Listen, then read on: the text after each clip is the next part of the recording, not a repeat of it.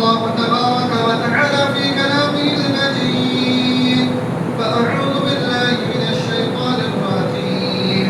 قل إن صلاتي ونسكي ومحياي ومماتي لله رب العالمين. رب اشرح لي صدري ويسر لي أمري واحلل عقدة من لساني يفقهوا قولي. رب زدني علما. اللهم رب زدني علما. اللهم رب زدني علما. اللهم انفعنا بما علمتنا وعلمنا ما ينفعنا وزدنا علما. والحمد لله على كل حال. تمام قسم کی تعریفات توصیفات کبریاء بڑائی بزرگی اس اللہ وحدہ لا شریک خالق کائنات مالک ارض و سما کے لیے لائق و زیبا ہیں، جنہوں نے ہم تمام بنی نوع انسانیت کو اشرف المخلوقات بنایا اور ہمیں ایمان کی دولت سے نوازا، ہمیں عزت سے سرفراز فرمایا، ہمیں دنیا و جہاں میں سب سے بہترین مخلوقات بنایا اور ہمارے رشد و ہدایت کے لیے بے شمار پیغمبران اس دار پانی کے اندر مبعوث فرمائے، جن میں سے ہمارے آخری نبی تاجدار مدنی جناب محمد اکرم صلی اللہ علیہ وسلم تھے، جن پر لاکھوں کروڑوں درود و سلام ہو۔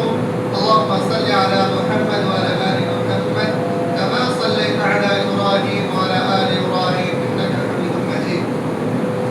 اللهم بارك على محمد وعلى آل محمد كما باركت على إبراهيم وعلى آل إبراهيم إنك حميد مجيد. محترم سامعین کرام و معزز بزرگوں دوستوں پردہ نشین بھائیو بہنوں، خطبہ مسنونہ میں قرآن کریم کی 3 عظیم آیت کریمہ تلاوت کے بعد سورہ انعام آیت نمبر 162 آپ کے سامنے ہم نے تلاوت کی ہے۔ اس آیت کریمہ میں اللہ سبحانہ و تعالی نے 4 چیزوں کے بارے میں ذکر فرما کر یہ فرمایا کہ تمام جہانوں کا بھی رب اللہ رب العالمین ہے۔ وہ 4 چیزیں کیا کیا ہیں؟ وہ 4 چیزیں نماز، قربانی، موت اور حیات۔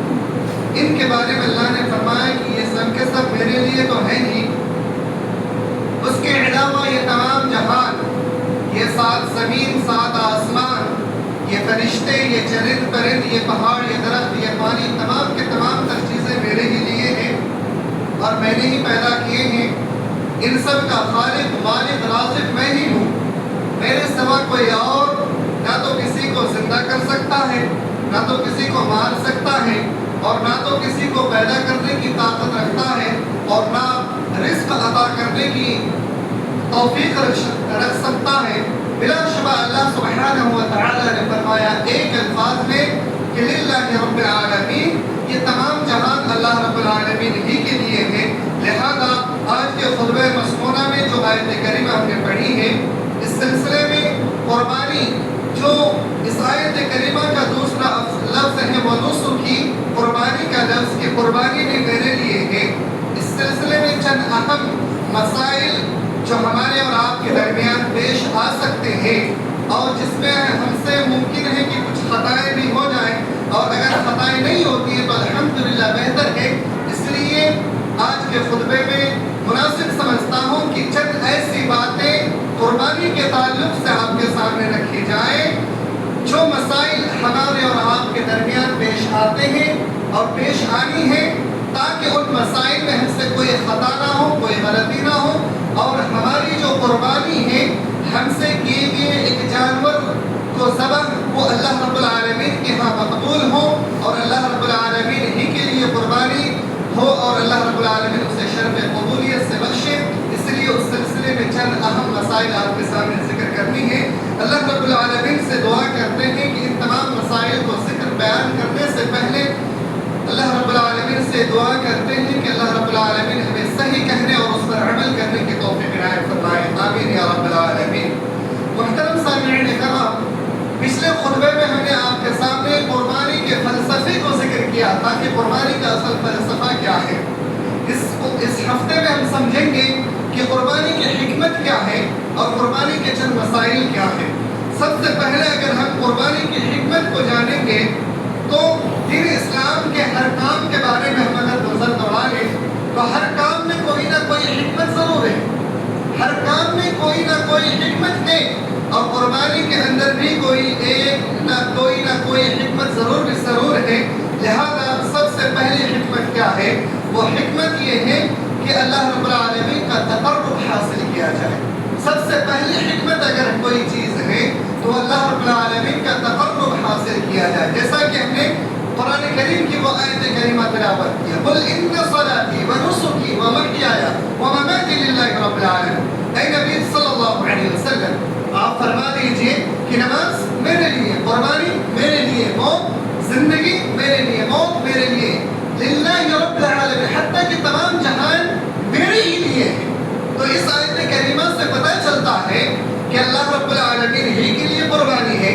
لہذا اگر کوئی بندہ قربانی کرتا ہے تو اللہ کے رضا کے لیے ہو، اور ہم اور آپ اللہ کی رضا کے لیے کرتے ہیں تاکہ اللہ رب العالمین کا قرب حاصل ہو، تقرب حاصل ہو۔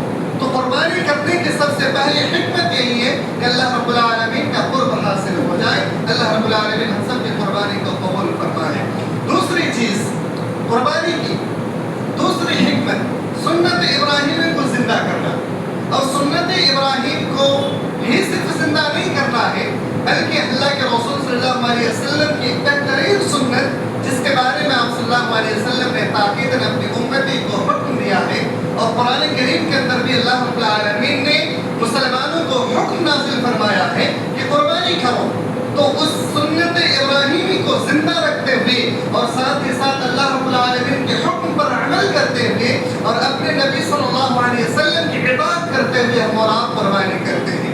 جیسا کہ اللہ رب العالمین نے قرآن کریم کے اندر ارشاد فرمایا، فَصَلِّ لِرَبِّكَ وَانْحَرْ، فَصَلِّ لِرَبِّكَ وَانْحَرْ، بس نماز پڑھو اور قربانی کرو۔ تو اللہ رب العالمین نے حکم نازل فرمایا، اور آپ صلی اللہ علیہ وسلم کی بھی حدیث ہے، آپ صلی اللہ علیہ وسلم نے فرمایا کہ ہر صاحب استطاعت کو چاہیے کہ وہ قربانی کرے، ہر صاحب استطاعت کو چاہیے کہ وہ قربانی کرے، اور ہر صاحب استطاعت سے مراد یہ نہیں ہے کہ وہ انسان صاحب زکوٰۃ ہو، یعنی اس کے پاس اتنا مال و دولت ہو کہ وہ زکوٰۃ دے سکے، یہ ضروری نہیں ہے، بلکہ قربانی کرنے کے لیے اتنا پیسے کا ہونا اس کے پاس ضروری ہے کہ وہ قربانی کر سکے۔ ہم یہ نہیں دیکھیں گے کہ ہمارے پاس 1 لاکھ 2 لاکھ 4 لاکھ 5 لاکھ ہے یا نہیں، ہم زکوٰۃ دیتے ہیں یا نہیں، یہ نہیں دیکھیں گے، بلکہ ہم ہر روز جو کماتے ہیں کھاتے پیتے ان میں سے ہمارے پاس اتنے پیسے ہیں یا نہیں کہ ہم قربانی کے لیے چند پیسے اکٹھے کر کے قربانی کر سکیں۔ اگر اتنے پیسے ہمارے پاس ہیں تو پھر ہم پر قربانی ہے، ہم قربانی کریں گے۔ اللہ کے رسول صلی اللہ علیہ وسلم نے تاکید فرمایا، اگر تمہارے پاس استطاعت ہے تو تم قربانی کرو۔ تو یہ دوسری حکمت ہے کہ سنت ابراہیمی کو زندہ کرتے ہوئے اور اللہ کے رسول صلی اللہ علیہ وسلم کی اطاعت کرتے ہوئے اور اللہ رب العالمین کے حکم کو نافذ کرتے ہوئے ہم اس پر عمل کریں۔ دوسری حکمت۔ تیسری حکمت یہ ہے کہ غریبوں اور مسکینوں کے ساتھ ہمدردی کی جائے۔ غریبوں اور مسکینوں کے ساتھ ہمدردی کیسی؟ ہم اور آپ ہر روز اپنے گھروں میں گوشت کھاتے ہیں، ہمیں اللہ رب العالمین نے اتنی وسعت، اتنی طاقت دے رکھی ہے کہ ہم اپنے گھروں میں ہر روز کچھ نہ کچھ گوشت، چکن، مٹن، جو بھی ہمیں اللہ رب العالمین نے استطاعت دیا ہم اپنے گھروں میں لاتے ہیں۔ لیکن بعض دفعہ ایسا ہوتا ہے کہ ہمارے پڑوس میں، ہمارے محلے میں، ہمارے شہر میں، ہمارے وطن میں بہت سارے ایسے لوگ ہیں جن کے گھروں میں گوشت نہیں پکتا، جن کے گھروں میں چولہے نہیں جلتے، اس لیے اللہ رب العالمین نے فرمایا فَكُلُوا مِنْهَا وَأَطْعِمُوا الْبَائِسَ وَالْفَقِيرَ، اور فرمایا فَكُلُوا مِنْهَا وَأَطْعِمُوا الْقَانِعَ وَالْمُعْتَرَ، کہ قربانی کرو اور خود بھی کھاؤ اور غریب مسکینوں کو بھی کھلاؤ۔ تو سب سے بڑی حکمت یہ کہا جاتا ہے کہ اللہ رب العالمین کا تقرب حاصل کرنے کے ساتھ ساتھ غریبوں مسکینوں کے ساتھ ہمدردی کی جائے، اور جو انسان اللہ کے کسی بندے کی مدد میں رہتا ہے، مشہور حدیث ہے کہ جو کوئی بندہ اللہ رب العالمین کے بندوں کی مدد میں رہتا ہے اللہ رب العالمین اس کی مدد میں رہتا ہے۔ تو یقیناً اگر آپ غریبوں مسکینوں کی مدد کریں گے، ہمدردی کریں گے، تو اللہ رب العالمین بھی آپ کے اوپر اپنی رحمت کا سایہ بنائے رکھے گا اور آپ کے اوپر کبھی بھی کوئی مصیبت، کوئی پریشانی نہیں آنے دے گی۔ اس لیے غریبوں اور مسکینوں کے ساتھ ہمدردی کریں۔ چوتھی حکمت یہ ہے کہ شکر الہی کی جائے۔ شکر الہی، قربانی کرنے سے شکر الہی کیا جاتا ہے، یعنی اللہ رب العالمین کا شکر ادا کرتے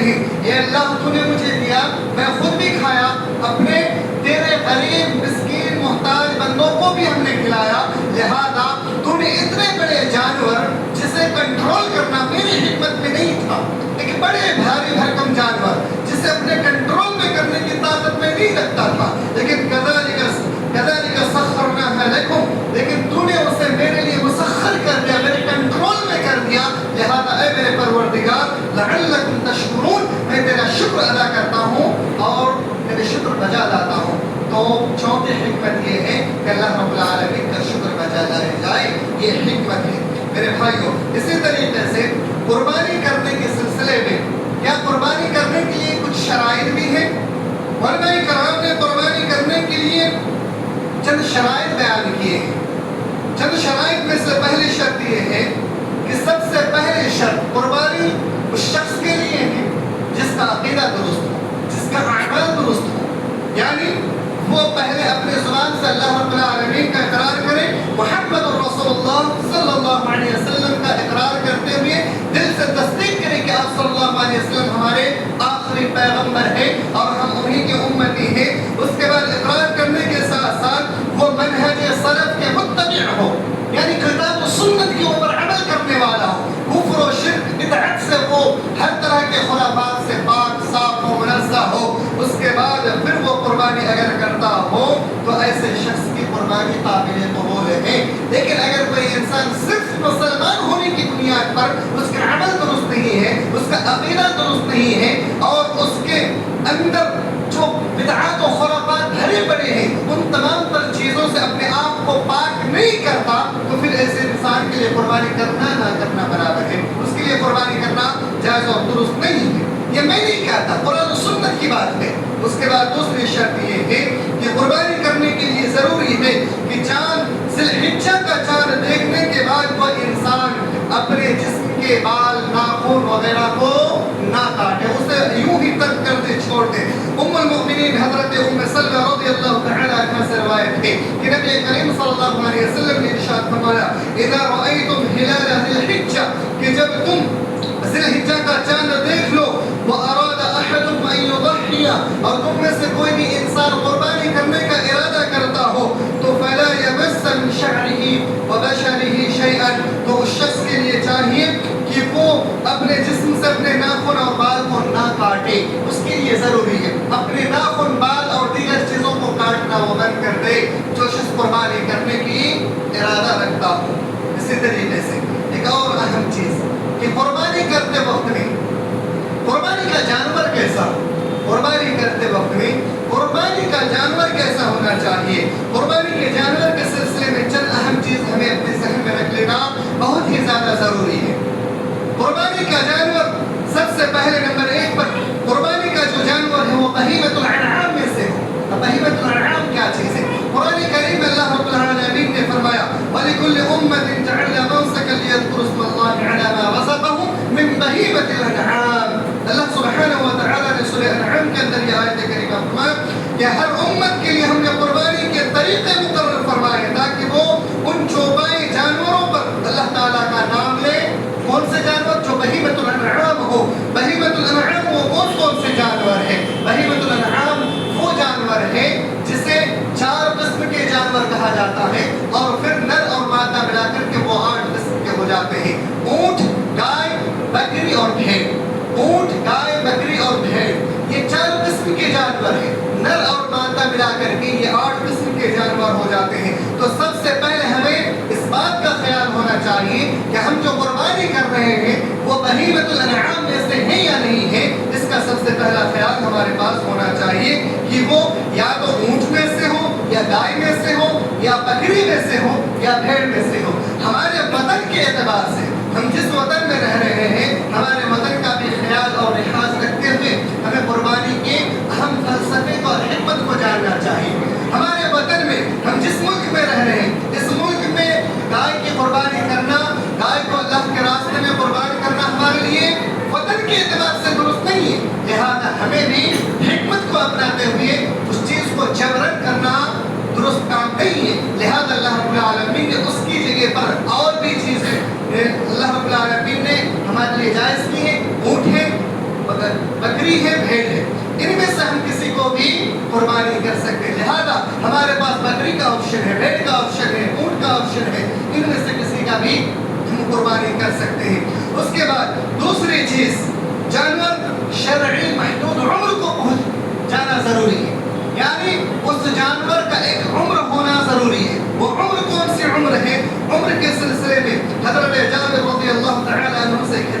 روایت ہے کہ انہوں نے فرمایا کہ لا تذبحوا الا مسنہ، لا تذبحوا الا مسنہ الا ان يعصر عليكم فتذبحوا جزعة من الضأن۔ اللہ کے رسول صلی اللہ علیہ وسلم کی حدیث بیان فرماتے ہیں، حضرت جابر رضی اللہ تعالی عنہ بیان فرماتے ہیں کہ تم ذبح مت کرو مگر یہ کہ وہ جانور دو دانتا ہو، مسنہ ہو، وہ جانور مسنہ ہو، تم مسنہ جانور کو ذبح کر سکتے ہو، الا یہ کہ اس کے علاوہ تم بھیڑ میں سے بھی ایک جانور کو ذبح کر سکتے ہو جو جزعہ کی عمر کو پہنچتا ہو۔ اس حدیث کے اندر دو طرح کے جانور بتلائے ہیں، ایک تو وہ جانور جو شرعی عمر کو پہنچتا ہو جسے مسنہ کہا جاتا ہے۔ مسنہ کس عمر کو کہتے ہیں؟ مسنہ وہ جانور ہے جو دو دانتا ہو، جس جانور کا دو دانت نکل چکا ہو وہ جانور ہم قربانی کر سکتے ہیں۔ اس سے پہلے ہم کسی بھی جانور کی قربانی اگر کریں گے تو ہمارے لیے جائز اور درست نہیں ہوگا، لیکن اللہ کے رسول صلی اللہ علیہ وسلم نے مجبوری کی حالت میں مسنہ سے پہلے ایک جانور کے بارے میں اجازت دی ہے، وہ بھیڑ۔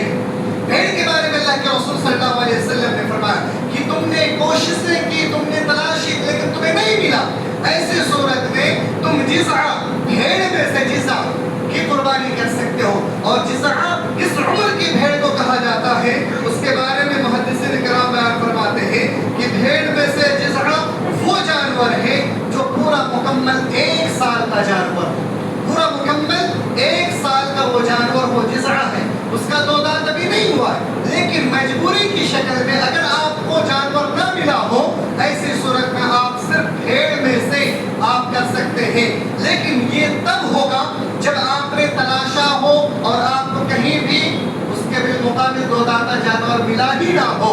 ایسا نہیں ہے کہ آپ نے تلاشا ہی نہیں، آپ نے قیمتیں دیکھ کر کے آپ نے ہیلا بازی اختیار کی، ایسا نہیں ہے، آپ کو جانور تو ملا لیکن قیمت زیادہ ہونے کی وجہ سے آپ نے نہیں لیا، اور پھر دیکھا کہ جزعہ یعنی بھیڑ 1 سال کا بچہ مختصر قیمت میں مل رہا ہے تو آپ نے ہیلا بازی اختیار کرتے ہوئے آپ نے اس جانور کو لے لیا ہو، ایسی صورت میں آپ کے لیے جائز و درست نہیں ہوگا، کیونکہ یہ اس وقت آپ کے اوپر حکم لاگو ہوگا جب آپ ہر طرح سے کوشش کر چکے ہو، بقرعید کا دن آ بھی چکا ہے لیکن آپ کو جانور نہیں ملا، لہذا آپ کے پاس اور کوئی راستہ نہیں رہا اور آپ کے پاس صرف 1 سال کا بھیڑ بچا ہے تو آپ اس کو قربانی کر سکتے ہیں، یہ آخری آپشن ہے، لیکن آپ کو تلاشنا پڑے گا، ڈھونڈنا پڑے گا، اور ڈھونڈنے میں اگر مل جاتا ہے قیمت گرچہ ہی زیادہ ہو لیکن پھر بھی آپ کو زیادہ قیمت دے کر کے دو دانتا جانور خریدنا ہی پڑے گا، اور آپ نے نہیں خریدا تو گویا کہ یہ ہیلا بازی ہوگی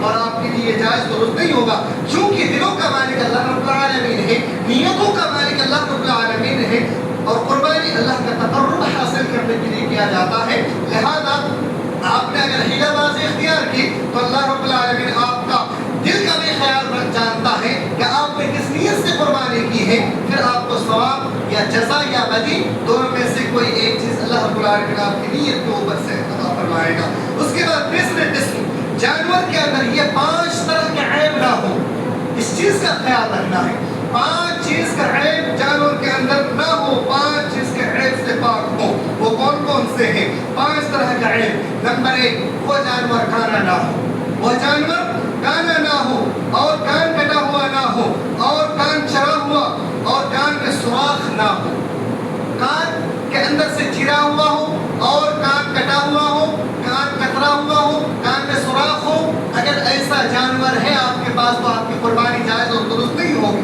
نمبر 2، وہ جانور مکمل طور سے کانا ہو، اس کی ایک آنکھ سے دونوں آنکھ سے دیکھ نہیں سکتا، اس کی آنکھوں میں عیب ہے، اس کی آنکھوں میں سفید پتلیاں آ گئی ہیں یا آنکھوں میں کچھ نہ کچھ عیب ضرور ہے تو پھر وہ قربانی کرنے کے لیے جائز نہیں ہے، اس چیز کا خیال رکھنا ضروری ہے۔ نمبر 3، وہ جانور واضح طور سے لنگڑا پن ظاہر ہو تو وہ جانور کی قربانی جائز اور درست نہیں ہے۔ نمبر 4، وہ واضح طور سے بیمار ہو، اگر وہ جانور بیمار ہے تو اس کی قربانی جائز اور درست نہیں ہے۔ نمبر 5، وہ جانور جو لاغر ہو، بیمار ہو، کمزور ہو، اس کے جسم میں روغن نہ ہو، ہڈیاں باہر نظر آ رہی ہو تو ایسے جانور کی قربانی جائز اور درست نہیں ہے، لہذا یہ 5 قسم کے عیب اگر جانور کے اندر پایا جاتا ہے تو وہ جانور جائز اور درست نہیں ہے۔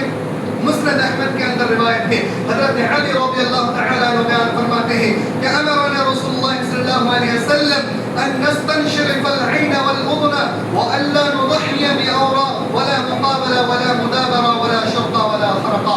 یہ 5 قسم کے عیب جو ہم نے آپ کے سامنے بیان کی ہے. حضرت علی رضی اللہ تعالیٰ عنہ اللہ کے رسول صلی اللہ علیہ وسلم سے اس 5 طرح کے عیب کے حدیث کو بھی بیان فرماتے ہیں کہ اللہ کے رسول صلی اللہ علیہ وسلم نے ہمیں قربانی کے جانور کے بارے میں بیان فرمایا کہ جب کبھی بھی قربانی کے جانور کو ہم خریدیں تو خاص کر کے اس کے آنکھ کو اس کے کان کو غور سے دیکھ لیا کریں کہ کہیں اس کے کان میں آنکھ میں کوئی عیب تو نہیں ہے, کان کٹا ہوا چرا ہوا کان کترا ہوا تو نہیں ہے, کان میں سوراخ تو نہیں ہے. اس طرح کی جانور قربانی نہ کریں. تو یہ 30ویں قسم آپ کے سامنے ہم نے بیان کی ہے. اس کے بعد نمبر 4 پر وہ جانور جس کے آپ قربانی کر رہے ہیں وہ آپ کی مکمل ملکیت میں ہو, یعنی وہ یا تو آپ اس بچے کو بچپنے سے پال رہے ہوں یا پھر آپ اس کو خرید کر کے اپنے ملکیت میں لی ہوں. کیونکہ بعض دفعہ بعض علاقوں میں بہت سارے لوگ ایسے ہوتے ہیں جانور کو دھوکہ دہی سے خرید لاتے ہیں یا پھر جس کی قیمت مکمل طور سے 10,000 ہونی چاہیے ایگزامپل اسے 1,000 میں دھوکے سے خرید کر کے لے کے آ جاتے ہیں یا پھر چوری کر کے لے آتے ہیں اور پھر یا پھر کہیں سے بھاگ کر کے وہ جانور آیا ہوا ہوتا اس کو پکڑ کر کے اپنے گھر میں رکھ لیتے ہیں جو آپ کی ملکیت نہیں ہے. لہذا ایسے جانور کی قربانی جائز اور درست نہیں ہے, چونکہ جو آپ کی ملکیت ہی میں نہ ہو تو پھر اس کی قربانی کیسے ہو سکتی ہے اور اس قربانی کے ذریعے اللہ کا تقرب کیسے حاصل کر سکتے ہیں. تو سب سے پہلے اپنی ملکیت میں لینا ضروری ہے. نمبر 5 پر وقت کے اندر قربانی کرنا بہت ہی زیادہ ضروری ہے. وقت کے اندر, وقت سے مراد کیا ہے؟ عید الاضحیٰ کے دن عید کی نماز پڑھنے سے پہلے ہم قربانی نہیں کر سکتے. عید کی نماز پڑھنے سے پہلے اگر ہم نے قربانی کی تو ہماری قربانی جائز اور درست نہیں ہے. حضرت جندب رضی اللہ تعالی عنہ بیان فرماتے ہیں کہ اللہ کے رسول صلی اللہ علیہ وسلم کے ساتھ ایک دفعہ ہم عید کی نماز پڑھنے کے لیے عیدگاہ کی طرف نکلے تو دیکھا کہ چند لوگ ایسے ہیں جو عید کی نماز سے پہلے ہی اپنے جانور کو قربانی کر چکے تھے. عید کی نماز پڑھنے سے پہلے ہی اپنے جانور کو قربانی کر چکے تھے. پھر اللہ کے رسول صلی اللہ علیہ وسلم نے ان تمام لوگوں سے فرمایا عید کی نماز پڑھ لینے کے بعد آپ صلی اللہ علیہ وسلم نے فرمایا جو لوگ عید کی نماز سے پہلے قربانی کر چکے تھے وہ اپنی جانور کو اس کی جگہ پر دوسرے جانور کو لائے اور دوبارہ قربانی کریں, اور جن لوگوں نے اپنے جانور کو نماز سے پہلے قربانی نہیں کیا تھا وہ لوگ اب ہمارے ساتھ قربانی کر سکتے ہیں, یعنی عید کی نماز پڑھنے کے بعد اسے جانور کو قربانی کر سکتے ہیں. لہذا اگر ہمارے گھروں میں کسی عذر کی بنا پر جانور بیمار ہو گیا یا پھر اچانک سے اس کی طبیعت خراب ہو گئی, جان کا خطرہ محسوس ہو رہا ہوتا ہے, ایسی صورت میں ہم ہر حال میں کوئی بھی پریشانی آ جائے عید کی نماز سے پہلے جانور کو قربان نہیں کر سکتے ہیں. اگر ہم نے قربانی کر دیا تو اس کی جگہ پر دوسرا جانور لا کر کے قربانی کرنا ہوگا, اور اگر ہم نے نہیں کیا تو عید کے بعد ہمیں اسے قربانی کر سکتے ہیں. اس کا خاص خیال رکھنا ہوگا. تو یہ قربانی کے تعلق سے چند باتیں تھیں. اب چند اہم مسائل یہ ہیں کہ کیا قربانی کے تعلق سے اور چند مسائل آپ کے سامنے رکھ لیں کہ وہ قربانی کے تعلق سے کیا کیا ہونی چاہیے اور کن چیزوں میں ہم غلطی کرتے ہیں اور کیا چیزیں نہیں ہونی چاہیے. ہمارے سماج و معاشرے میں الگ الگ علاقوں میں الگ الگ طرح کا نظریہ ہے جانور کے تعلق سے. پہلا نظریہ یہ کہ کیا بھینس کی قربانی ہم کریں یا نہ کریں. ہمارے سماج و معاشرے میں بہت عام ہے. آپ اس بات کو جان لیجیے کہ بھینس کی قربانی کے تعلق سے علماء کرام کی رائے ہے بھینس ان بہیمۃ الانعام میں سے ایک بھی نہیں ہے. بہیمۃ الانعام اونٹ, گائے, بکری اور بھیڑ میں سے نہیں ہے, لیکن علماء کرام بیان فرماتے ہیں کہ یہ گائے کی ایک جنس میں سے ہے, اور اکثریت علماء کا یہ بیان ہے کہ یہ بھینس کی ہی ایک جنس میں سے ہے. لیکن بعض علماء فرماتے ہیں کہ اس کا گوشت, اس کا ذائقہ, اس کا دودھ, اس کا رہنا سہنا تمام تر چیزوں میں فرق ہے گائے کی بنسبت. مثال کے طور پہ بھینس پانی میں رہنا پسند کرتا ہے, گائے سوکھے میں رہنا پسند کرتی ہے, اور بھینس کا دودھ گاڑھا ہوتا ہے جبکہ گائے کے دودھ اس میں ہلکا پن ہوتا ہے. تو دونوں ایک طرح سے کیسے ہو سکتا ہے؟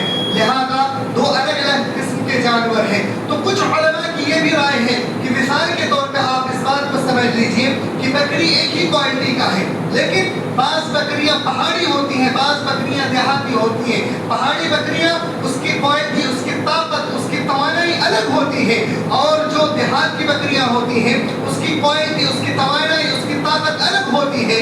لہذا ایسی صورت میں آپ بکری دونوں ہیں, اس کی کوالٹی الگ ہے, اس کی کوالٹی الگ ہے, لہذا دونوں کو ہم الگ الگ نہیں کہہ سکتے ہیں. اسی طریقے سے دونوں ایک ہی طرح کا ہے, لیکن یہ پانی میں رہنے والا جانور ہے اور یہ باہر میں رہنے والا جانور ہے. اس طرح سے علماء نے فتویٰ دے کر کے بعض علماء نے بھینس کی قربانی کو جائز قرار دیا اور بعض نے کہا نہیں, یہ بھینس گائے کی جنس میں سے نہیں ہے. لہذا اب ہمارے اوپر یہ ڈپینڈ کرتا ہے کہ ہم اسے اپنے اپنے علاقوں میں گائے کی جگہ پر اگر مان لیتے ہیں اور اچھی نیت سے, ثواب کی نیت سے, اللہ کا تقرب حاصل کرنے کی نیت سے اگر ہم کر لیتے ہیں تو واللہ اعلم کوئی حد نہیں ہے. لیکن اگر ہم اسے گائے کی جنس میں سے نہیں مانتے ہیں تو ہمارے پاس آپشن ہے, بکری کر سکتے ہیں, بھیڑ کر سکتے ہیں, یا پھر اونٹ کی قربانی کر سکتے ہیں. وہ ہمارے پاس آپشن ہے, ہم اسے بھی کر سکتے ہیں. لہذا جو اختلافی مسئلہ ہو اس سے ہمیں پرہیز کرنا ہی بہتر ہے, یہ اجازہ درست ہے اور علماء کے راجح قول بھی یہی ہے. اب ایک اور مسئلہ, خصی جانور یا بکرا. خصی جانور اور بکرا میں بھی فرق ہے. وہ جانور جو بدھیا کیا گیا ہو, جس کا انڈکوش نکال دیا گیا ہو, جس کی قوت مدافعت یعنی مردانی جو طاقت ہوتی ہے اس چیز کو نکال دیا جاتا ہے اس کو خصی کرنے کے بعد. اب ان دونوں میں سے جانور بعض علاقے میں سمجھا جاتا ہے کہ جو خصی کیا ہوتا ہے یعنی جس کو خصی کہتے ہیں وہ جانور زیادہ افضل ہے. بعض علاقے میں یہ تصور کیا جاتا ہے جو خصی نہیں کیا گیا ہے یعنی بکرا وہ زیادہ بہتر ہے. آئیے حدیث کی روشنی میں ہم سمجھتے ہیں. اللہ کے رسول صلی اللہ علیہ وسلم سے دونوں طرح کے جانور جائز ہے اور ثابت ہے. اللہ کے رسول صلی اللہ علیہ وسلم ایک دفعہ یا بلکہ ہر سال آپ صلی اللہ علیہ وسلم جب امت کے نام پر کوئی قربانی کرتے تھے, آپ صلی اللہ علیہ وسلم ایک ایسے بکرے کو منگوایا کرتے تھے جو خصی ہوا کرتا تھا, جو بدھیا کیا ہوا ہوتا تھا, جو خصی ہوتے تھے, اس کو لا کر کے ذبح کرتے اور امت کے نام پر اسے ذبح کر کے اسے تقسیم کر دیا کرتے تھے. تو لہذا وہ بھی جائز ہے اور یہ بھی جائز ہے, اپنے اپنے علاقے کا نظریہ ہے. لہذا دونوں طرح کے جانور ہم قربانی کر سکتے ہیں, اس میں کوئی مذائقہ نہیں ہے. اسی طریقے سے قربانی کا جانور صرف قربانی کے دن ہی ہم قربان نہیں کریں گے, بلکہ اس کے علاوہ مزید 3 دن ہمارے پاس آپشن ہے جسے ایام تشریق کے نام سے ہم اور آپ جانتے ہیں. یعنی 11 ذی الحجہ, 12 ذی الحجہ اور 13 ذی الحجہ کو بھی ہم قربانی کر سکتے ہیں, ہمارے پاس وقت رہتا ہے. اس کے بعد ہم قربانی نہیں کر سکتے, لیکن قربانی کا گوشت ہم ذخیرہ کر کے رکھ سکتے ہیں, چاہے کتنا بھی دن رکھیں اسے بعد میں بھی ہم کھا سکتے ہیں. اللہ نے ہمیں اور آپ کو اجازت دے رکھی ہے کہ ان 4 دنوں کے اندر ہم قربانی کر سکتے ہیں. قربانی کرنے کے بعد ان گوشتوں کو ہم ذخیرہ کر کے رکھ بھی سکتے ہیں, بعد میں بھی کھا سکتے ہیں, اس میں کوئی حد اور مذائقہ نہیں ہے. کیونکہ اسی طریقے سے ایک بہت اہم مسئلہ یہ ہے کہ کیا میت کی طرف سے الگ سے ایک جانور کو قربان کیا جائے. تو اس بارے میں آپ اس بات کو اچھے سے سمجھ لیں کہ اللہ کے رسول صلی اللہ علیہ وسلم سے یا قرآن سے کوئی بھی ایسی صحیح حدیث یا ایسی کوئی دلیل موجود نہیں ہے کہ میت کے نام پر کوئی الگ سے قربانی کی جائے. لہذا یہ حدیث ضرور ہے کہ اللہ کے رسول صلی اللہ علیہ وسلم نے امت کے نام پر وہ جانور ذبح کیے کہ یہ جانور ان تمام امتیوں کے لیے ذبح کیا جاتا ہے جنہوں نے قربانی کرنے کی استطاعت نہ ہونے کی وجہ سے قربانی نہیں کی.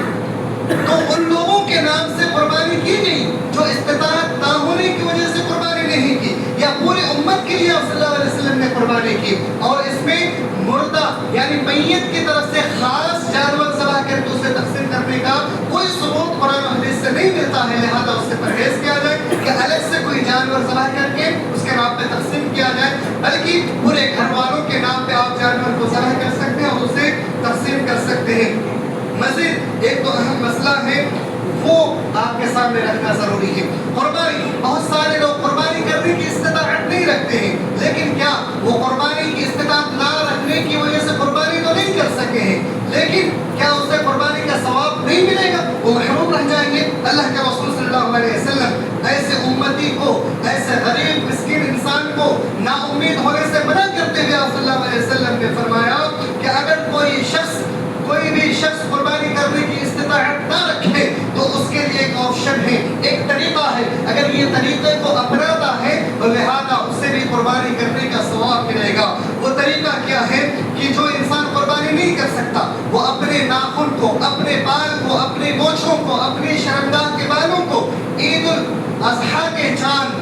قربانی عید الاضحیٰ کا جو چاند ہے پہلی تاریخ سے لے کر کے جو قربانی رکھنے والے کے لیے شرط ہے یہی چیز اس کے اوپر بھی لاگو ہوگی جو قربانی نہیں کر سکتا، اور وہ انسان اس چیز کو لاگو کرتے ہوئے اپنے ناخن، بال، مونچھ، شرمگاہ کے بالوں کو، بغل کے بالوں کو نہیں کاٹیں گے، وہ چھوڑ دیں گے، اور قربانی کے دن اس کو اگر وہ ایک نارمل طریقے سے جس طریقے سے ہر روز کاٹتے ہیں، صاف کرتے ہیں، اگر کرتا ہے تو اسے بھی قربانی کا ثواب ملے گا۔ اور یہ حکم تمام لوگوں کے لیے، صرف مردوں کے لیے نہیں ہے، مرد عورت تمام لوگوں کے لیے ہے۔ یہ بھی غلط فہمی ہے کہ یہ حکم صرف مردوں کے لیے ہے۔ قربانی صرف مردوں کی طرف سے نہیں ہے بلکہ عورتیں بھی قربانی کر سکتی ہیں، حتیٰ کہ عورتیں قربانی کا جانور ذبح بھی کر سکتی ہیں۔ یہ چند اہم مسائل تھے جو آپ کے سامنے بیان کرنا ضروری تھا، لہذا اللہ رب العالمین سے دعا کرتے ہیں کہ الہ العالمین ہم تمام امت مسلمہ کو قرآن و سنت کے مطابق عمل کرنے کی توفیق عنایت فرمائے۔ اللہ رب العالمین سے دعا کرتے ہیں کہ الہ العالمین اس بابرکت اور بہت بہترین ایام میں یا اللہ ہمیں زیادہ سے زیادہ کثیر تعداد میں روزہ، نوافل اور دیگر عبادات کرنے کی توفیق عنایت فرما۔ ان 10 دنوں کے بارے میں ایک اہم بات اور آپ کے سامنے رکھ دوں کہ یہ 10 دن ایسے ہیں جیسے رمضان المبارک کا مہینہ اور وہ بابرکت مہینے کے جو دن ہوتے ہیں اسی طریقے سے یہ بھی 10 دن ہوا کرتا ہے، لہذا آپ ان 10 دنوں کو یوں ہی عام دنوں کی طرح نہ گزاریں، اس میں زیادہ کثرت سے توبہ استغفار کریں، تکبیرات تحلیلات پڑھتے رہیں۔ جس طریقے سے عید کی چاند دیکھنے کے بعد آپ تکبیرات پڑھتے رہتے، اللہ اکبر لا الہ الا اللہ، اللہ اکبر وللہ الحمد، ان 10 دنوں میں بھی ہمیں اور آپ کو پڑھتے رہنا چاہیے۔ ہم اور آپ اس چیز کو بھلا بیٹھے ہیں، لہذا اس کا خاص خیال رکھیں کہ ان 10 دنوں میں بھی کلمات کو پڑھنا ہے اور کثرت سے توبہ و استغفار کرنا ہے، چونکہ اللہ نے ان 10 دنوں کی قسم کھائی ہے والفجر وليال العشر، یہ 10 دن بڑے ہی قیمتی ہیں، لہذا ان 10 دنوں کا خیال رکھتے ہوئے اس کا اہتمام کریں۔ اللہ رب العالمین ہم تمام امتیوں کی خطاؤں کو معاف فرما۔